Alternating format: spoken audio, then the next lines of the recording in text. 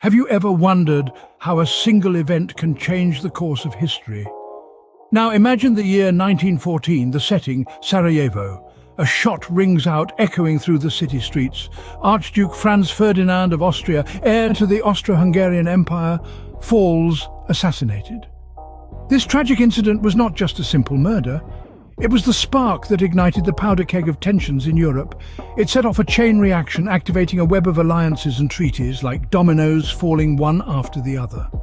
Austria-Hungary, backed by Germany, declared war on Serbia. Russia, bound by treaty to Serbia, stepped in, followed by France and Britain.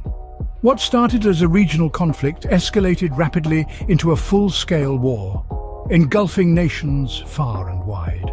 The world watched in anticipation and dread as the gears of war began to turn. So the stage was set for a conflict like no other, a war that would engulf the entire world. How quickly can peace turn into war? It's a question that echoes ominously through the corridors of 1914. The assassination of Archduke Franz Ferdinand had set a spark to the tinderbox of Europe. Within weeks, the flames of conflict had engulfed the continent thanks to a complex web of alliances and treaties. Germany, an ally of Austria-Hungary, was the first to declare war. Its target, Russia. France, bound by a pact with Russia, found itself at odds with Germany and Austria-Hungary. The United Kingdom, owing to its entente with France and Russia, could not stand aside. One by one, nations were drawn into the fray, their hands forced by the obligations of diplomacy and honor. From the vast expanses of the Russian Empire to the sun-baked sands of the Ottoman territories, declarations of war resonated. It was a domino effect, a chain reaction that turned the world upside down. And just like that, the world was at war. Can you imagine the horror of trench warfare? Picture a world where men live and die in the mire and mud amidst the constant roar of artillery and the ever-present threat of death. This was the reality of the Western Front, a battle line stretching from the Swiss border to the North Sea. The major battles fought here, including Marne, Verdun and Somme, were some of the most devastating of the First World War. The Battle of Marne, fought in September of 1914, saw the German advance into France halted and pushed back, setting the stage for the stalemate that would define this front. Verdun, fought throughout much of 1916, was the longest battle of the war. It became a symbol of French determination and German tactical prowess, with an estimated 700,000 casualties between both sides. The French would later call it the Mill of Death. Then there was the Battle of the Somme. Beginning in July of 1916, it was meant to break the deadlock of trench warfare. Instead, it became one of the bloodiest battles in human history, with over 1 million casualties. The first day alone saw nearly 60,000 British soldiers wounded or killed. These battles exemplified the grueling, attritional nature of the Western Front. Advances were measured in yards, not miles, and victories were often short-lived as positions were retaken and lost again. The human cost was immense, with millions of lives lost to gain or hold a few yards of muddy, cratered ground. Trench warfare was a hellish existence, marked by the constant threat of artillery shelling, the menace of machine gun fire, and the terror of gas attacks. Soldiers lived in squalid conditions, plagued by rats, lice, and disease.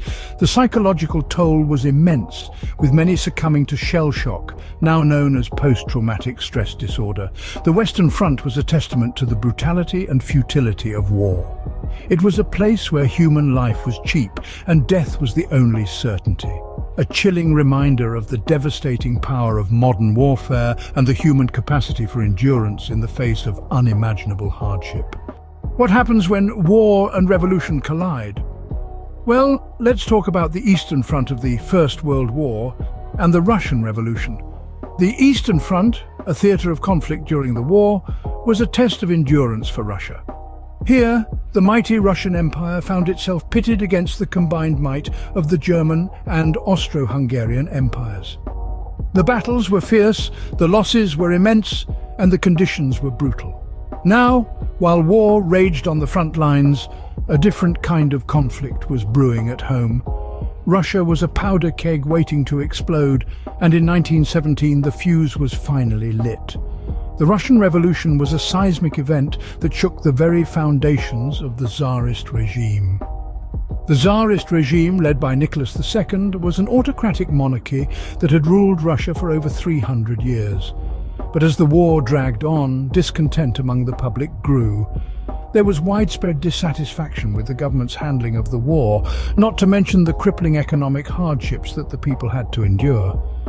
In February 1917, the pressure cooker finally burst. The Russian Revolution began as a series of strikes and protests, but it quickly snowballed into a full-blown uprising. The Tsar was forced to abdicate, and a provisional government was established. However, the power vacuum was not to last long. The Bolsheviks, under the leadership of Vladimir Lenin, seized power in what is now known as the October Revolution. The Russian Revolution had a profound impact on the Eastern Front. Russia, now under Bolshevik control, pulled out of the war to deal with its internal affairs. This was a significant turning point, as it allowed Germany and Austria-Hungary to focus their resources on the Western Front. In the midst of global conflict, a revolution had changed the face of Russia forever. The Eastern Front and the Russian Revolution are reminders of how war and revolution can intertwine and reshape the course of history. Why did a nation, once neutral, decide to join the war? This question has puzzled many. The United States, initially maintaining a policy of neutrality, eventually joined the First World War in 1917 on the side of the Allies. One cannot overlook the significant role that unrestricted submarine warfare played in this decision. Germany's decision to resume unrestricted submarine warfare meant that American ships were no longer safe. This move, combined with the Zimmermann telegram, where Germany tried to incite Mexico into war against the United States, proved to be the final straw. Moreover, economic factors played a part. The United States had a vested interest in an Allied victory, given the considerable loans and supplies provided to them. A loss for the Allies would mean a significant financial loss for the US. With the entry of the United States, the scales of war were about to be tipped. The infusion of American resources and manpower would prove pivotal in turning the tide of the war. How does one end a war that has engulfed the world? In 1919, world leaders thought they found the answer in the form of a document, the Treaty of Versailles. This was the official full stop to the Great War, the war to end all wars, World War I. Signed in the Grand Palace of Versailles, this treaty was more than a mere ceasefire. It was a reckoning. Germany, the perceived instigator of the conflict, was dealt a heavy hand. The treaty demanded disarmament, territorial concessions, and staggering reparations.